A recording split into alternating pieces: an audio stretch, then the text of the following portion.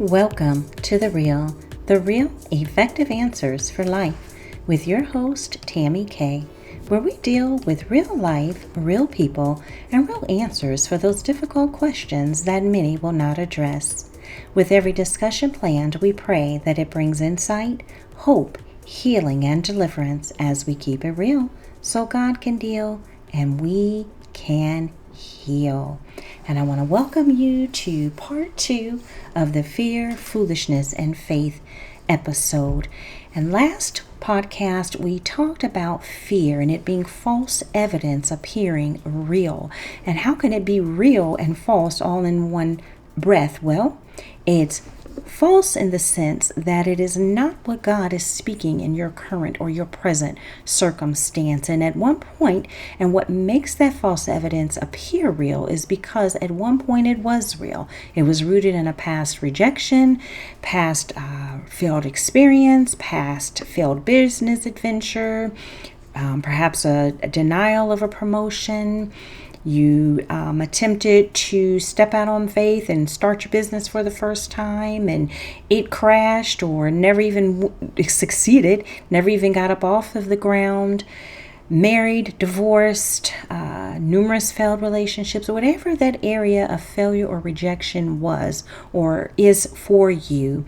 The minute that you believe God again to do whatever it is that He's telling you to do once again, to believe Him once again for, and the minute you take on that mindset to believe Him, here comes Satan and all his little imps in your ear, reminding you of that past failure, reminding you of that past broken heart, reminding you of that past disappointment. And so it causes you, or it can cause you to then either pause or cause you just to stop altogether because you're afraid of that failure or rejection or whatever it was and going through that again. But it is false, as I've already stated, because though that may have been a previous experience and it was something that was real, it is no longer real now. It's no longer what God is speaking to you now in your present. So we talked about fear and that false evidence. We also talked about fear being a normal God-given emotion that is a defense mechanism and a warning of potential danger. We talked about the responses to it. And then we talked about the ways that it manifests in our everyday life. We also discussed the difference between the emotion of fear, that God-given emotion, and then the spirit of fear that is often coupled with the false evidence appearing real with the intention of preventing you from going forward, stopping you from progressing forward, that paralyzing spirit of fear that keeps you bound and keeps you stuck where you are.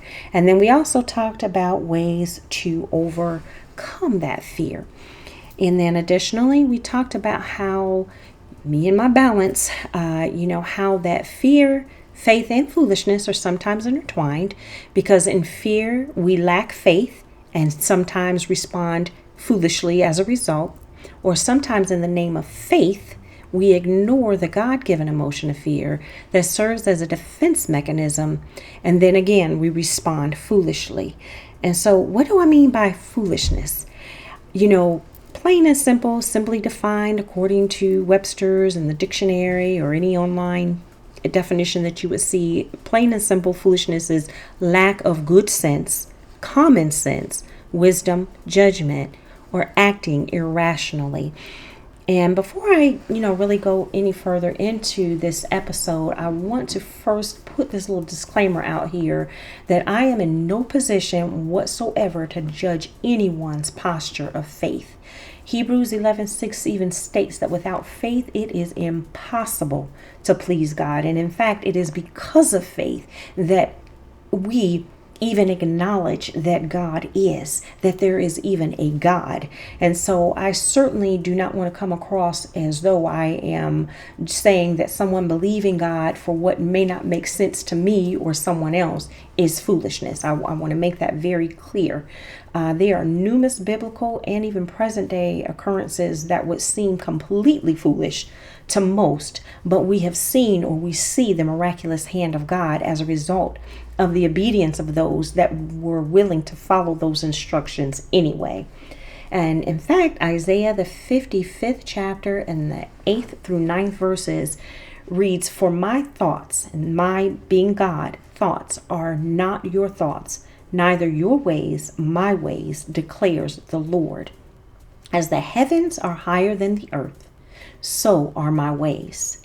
And then First Corinthians, the first verse and the 27th, First Corinthians, the first chapter and the 27th verse, it says, God chooses the foolish, not the most wise, not the most practical, not the most analytical, not the most intellectual. He says the foolish things of the world to confound the wise.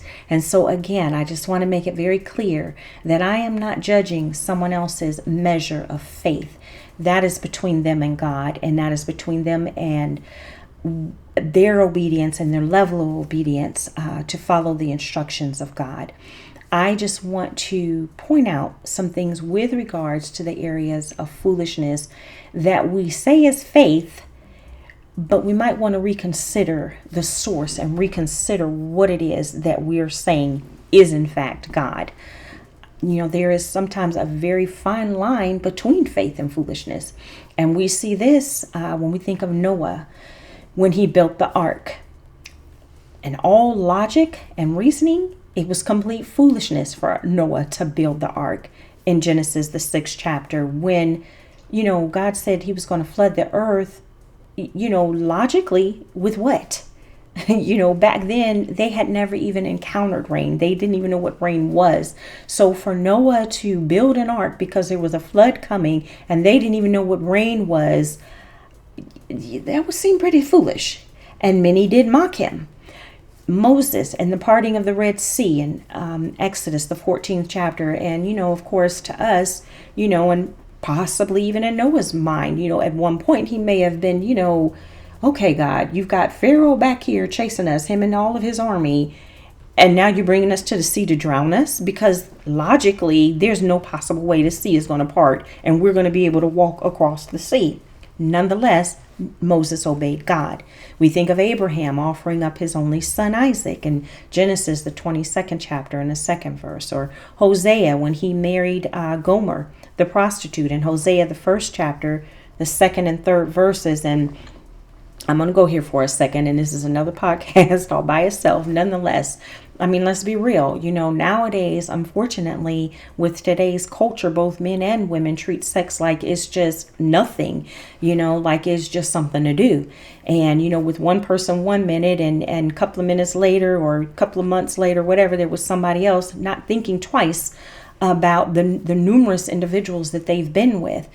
And, for a man especially, it's like, hey, the more women you're with, man, the more manly you're considered. Your manhood is measured by the amount of women you've been with instead of the character of God that you represent and that you reflect. And so that's not to mention, like I said, it is just really tragic because it's not what God purposed that for. God purposed it for the blessing and the covenant of marriage. And unfortunately, that has been tainted. Unfortunately, that is no longer viewed from that perspective. But then let it be the female, though, that, maybe not one person, but maybe 2 or 3 or whatever her situation might be. I don't know. But then it's seen as, oh, she is a prostitute. She's treated like a prostitute. She's treated like everything but a child of God. And so I'm saying that to say, now imagine this woman was a prostitute. Numerous men. And for the man, like I said, because of unfortunately the craziness of our culture and the wrong thinking and mentalities of our culture, it's okay for the man, but the woman, and now you want me to marry this woman? Nonetheless, Hosea honored God, obeyed God, and God got the glory in it. Think about Jesus when he spit saliva from his mouth and he mixed it with the dirt and he put it in the blind man's face and then told him to go wash in the pool of Siloam. In John, the 9th chapter, the 6th through 7th verses. Now, okay, obviously it's Jesus, so it is a little bit different. That's a little bit different circumstance because it's Jesus. However, I'm just saying, if someone as a child of God, a minister, man of God, woman of God, were to take spit and put it on someone now, please, that's fighting actions. Listen, you better sure enough know that it was God and were led of God in that.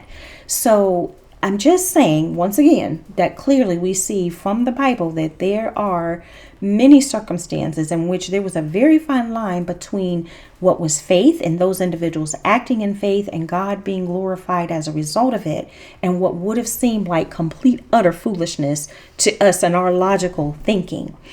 But one of the things that I say in trying to separate, faith from foolishness is faith to me is the acknowledging of a concern or a desire, acknowledging that it exists, but then acknowledging God as the solution. Because on the flip side of things, all in the name of faith, sometimes we pretend like things aren't there. We act like we're fine when we're not, smiling on the outside when we're crying on the inside. We are miserably sick. I've seen people, fevers, all kind of stuff, and should have clearly stayed home, should have clearly just allowed God to heal them from the presence of their home. But all in the name of faith, they're pressing through anyway. And then they end up being sick and end up being bedridden maybe twice as long as they would have been had they have just allowed themselves to heal at the onset of, say, maybe that flu or cold or whatever it was that they were coming down with. I have honestly even seen someone pass away tragically because she had breast cancer and she was believing God for her healing and would not take any type of medication. And she ended up passing away, leaving her son, her very young son, behind. So, and again, that's where, hey, I'm not judging anyone's measure of faith. But what I am saying is that God gives us with faith common sense. I get that in the power of the tongue is life and death. I totally understand that. But also, how do you know that God is the healer unless you first admit that you need to be healed? How do you know him and call on him as deliverer unless you admit you need to be delivered? How do you know him as provider unless you first admit that you have a need and that provision is needed? And so how do you balance the two?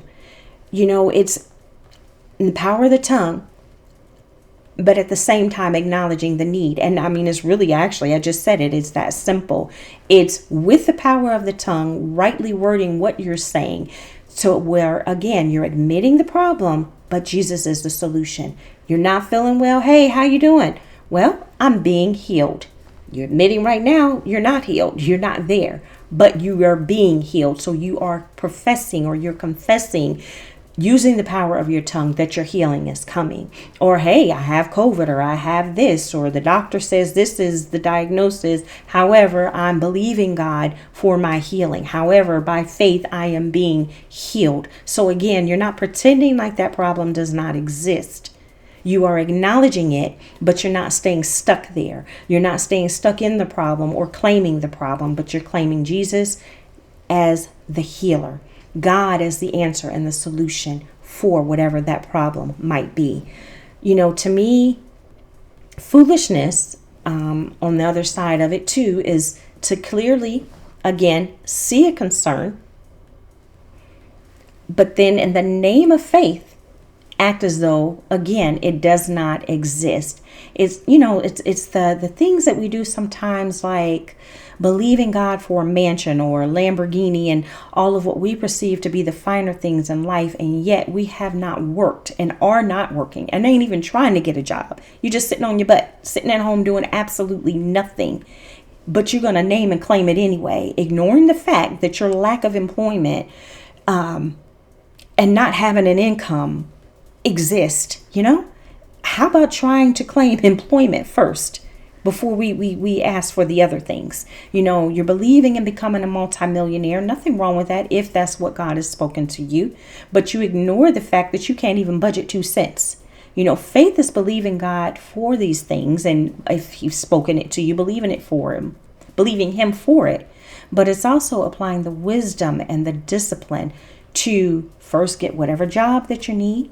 It's believing God to then gain and apply whatever wisdom and discipline that you need to know how to budget your money. And then is learning how to manage what you have before you desire more. An example that I also often give when I'm talking about the type of foolishness that we get into all in the name of faith is, because we know God is protector, He's our refuge, He's our shelter, He's our strong tower, He's our hiding place. We go when we stand on a railroad track in front of a moving train. Now, a part of God's protecting you is Him giving you the common sense and that natural emotion of fear, not unless, something's wrong up there, that normal, just bodily emotion of fear that's going to kick in that says not to stand on that railroad track in the first place. And I promise you, if you don't get off that railroad track, you're going to meet your strong tower. You're going to meet your hiding place. You're going to meet your protector and shield a lot sooner than you anticipated. So, these are the things that I'm talking about in terms of when I say foolishness, and being able to bring right balance between foolishness and faith. Foolishness is acting recklessly, repeated patterns of negative behavior. In Proverbs 14, the 16th verse says that a person of wisdom has fear and turns away from evil, but a fool confidently rages in their sin and evil. And so, perfect example, although standing on front of the train tracks is not evil per se, it's very silly, very foolish for sure. But just the arrogance of it, that arrogant confidence that you're going to be okay, when clearly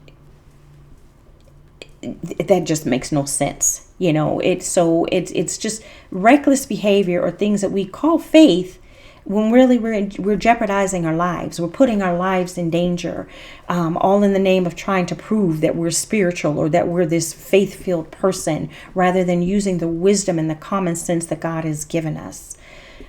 Anger that leads to reckless behavior is foolishness. And verse 17 of Proverbs 14 goes on to say that a foolish person is quickly angered and acts or reacts foolishly. And it's very normal, according to Ephesians 4, verse 26. It's normal to get angry. And we all do, let's be real, at some point or another. But we are told to be angry, but not to sin. And anger becomes sinful when we become reckless, when we become foolish, and we allow unforgiveness to come in, bitterness, spitefulness, revenge.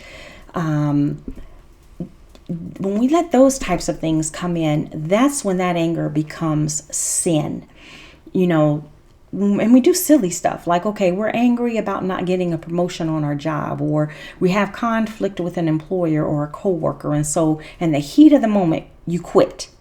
And I'm not talking about quitting for a justified reason, where you're dealing with issues of retaliation or prejudice or abuse of authority or something of that nature. But I'm just talking about you just don't like the way this person looks. Y'all just don't get along. You just don't care for their personality. And you just decide, okay, I didn't had enough. I don't feel like dealing with this person anymore. I'm out of here. Where y'all just had you have mixed words or whatever, and you just decide I'm out. That is foolishness when you have no other recourse and no other source of income, or being angry about the denial of the promotion that you, named and claimed, but ignored the fact that you never put forth the effort to gain the skill set needed to do that job.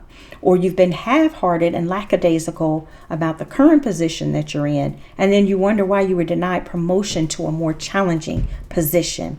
Or after, say, an episode of your uncontrolled anger, you ask God to put forgiveness in the hearts of those around you and those that you've harmed and those that you've lashed out against. But you never ask God to deliver you from the anger and to provide you godly coping mechanisms to control that anger. Now, of course, the prayer sounds good in theory. Yeah, we want others to forgive. We should show mercy. To the degree that we show mercy, that's the degree the mercy is shown. So nothing wrong with the prayer by itself. Hey, please put forgiveness in their heart, especially if you're, genuinely sorry for the actions that your anger has caused. But you also need to understand that until you deal with the root of that anger, you're going to continue to produce the fruit of that anger. And so forgiveness might be there and they may well forgive you. Absolutely. But what you ignored is correcting the behavior, correcting and getting to the root of what keeps causing that. And in your ignoring that, eventually they're going to still forgive you. But the grace may run out. They'll still forgive you, but they understand that I have to deal with you from a distance. Until you deal with the root, I cannot interact with you anymore. I cannot be around you anymore because it's not a safe space for me. My helping you is hurting me, and now I need to distance myself. And so that's where we have to, use wisdom when we're discerning between faith and foolishness. You're in abusive relationships and you're continuing to stay in that relationship without any like accountability or counseling. And there's a quote that says that insanity is doing the same thing and expecting different results. So this is the type of things that I'm talking about in terms of just foolishness, foolish things that we ask or we believe for without really seemingly sometimes without any thought to what we're actually asking or believing God for. Believing God for the perfect companion or spouse, but we're ignoring the fact and ignoring all of the self-destructive behaviors that we possess that bring destruction to the relationship. You want them, though, or that other person, that spouse, to be void of any kind of flaw. Meanwhile, you want them to excuse everything that's wrong about you. That's not realistic. Believe in God that he's going to use gambling as a source to bring you great wealth. Meanwhile, ignoring that you're continually losing money in an effort to gain money. Believe in God to deliver or to heal you from a diet-induced illness, diabetes, high blood pressure. Meanwhile, you're ignoring or continuing to eat all of the things that contribute to the worsening of these illnesses. And I never forgot a man of God, and there was a woman that went up to him for prayer. And I can't remember exactly what her illness was, but I remember him, because he had the microphone. And what stood out to me is that he said that, she had come up and she was wanting healing in her body. And I remembered him saying to her, the Lord would say to you, change your diet. And I know that might sound really mean to someone, but it was the most real thing that he could have ever said to her, because essentially we can pray and we can ask God and we can come into agreement and whatever else. But unless and of course, God being God, he can do whatever he wants to. He could do it. But realistically, from a natural perspective, because there are natural laws that we follow because of sin, we are now under the law of, there are natural laws and physical laws within our bodies that we do follow. And so reality, all the praying in the world cannot change if you're still eating recklessly, if you're still overeating, or you're eating all of the wrong things. So we need to have like a right perspective of what faith is and what foolishness is. Again, faith is acknowledging the concern or even that the desire exists, but also, once again, acknowledging God as the solution.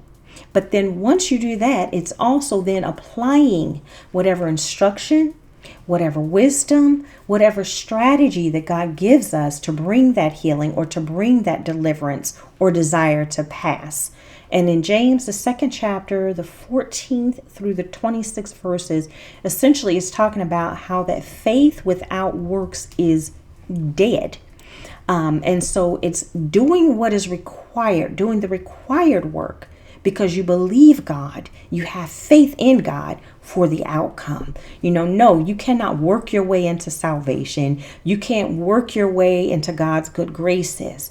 But again, faith, if you say that you believe God and you believe in who he is and you believe in all that he's told you to do, then you will do the work you will come into agreement with him, first of all, in your heart that this is what the Lord said. And then again, whatever strategy, whatever wisdom, whatever instruction he gives, you will then follow that to the strictest obedience and then trust God for the outcome. Foolishness, again, on the other hand, is pretending that a concern or desire does not exist, either by not acknowledging the concern at all. And I gave those examples in the beginning. Hey, smiling on the outside, crying on the inside, and I get that you can't tell everybody your problems. And I get that you don't want to sit there and as soon as somebody say what's wrong, and you're telling them everything that ever went wrong in your life. I get that. That's not what I'm saying. But it's being able to say, hey, brother, sis, I am going through some things right now, but God is with me. I'm trusting that God has me. Thank you for asking. Please keep me in your prayers. Or even just, hey, brother and sister, you know what? Just keep me in your prayers. So, but it's not pretending like that thing isn't there, because pretending that it's not there is not going to make it go away. I'm just keeping it real, or foolishness is if you acknowledge that it's there, then you ignore and bypass the natural laws and things that are needed to bring the healing, the deliverance, or the desire to pass.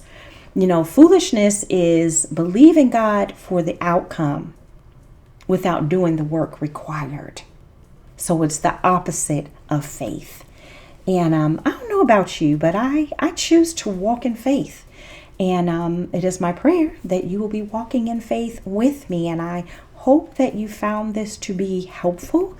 Obviously due to time and always trying to be mindful of time, I don't always have the space to give maybe as many examples as I would like, but hopefully enough to where what I said makes sense, enough to where you're understanding what I'm saying. And again, always want to qualify or disclaim that I am not by any means judging anyone's measure of faith. And we talked about the biblical examples of individuals who seemingly were completely foolish, all in the name of obedience to the Lord. And God honored them and their actions because they stepped out on faith. They believed what he said and they followed his instructions to see his miraculous hand in this situation. But again, there are those times though where again, in the name of faith, we deny things that we need to admit exist so that God can bring the healing. God can bring the deliverance. God can bring this provision or whatever it is that's needed. Or in the name of foolishness, we name and claim things without doing the work that is necessary to bring those things to pass. So I hope that this was a blessing to you. Hope that it helped to shed some light.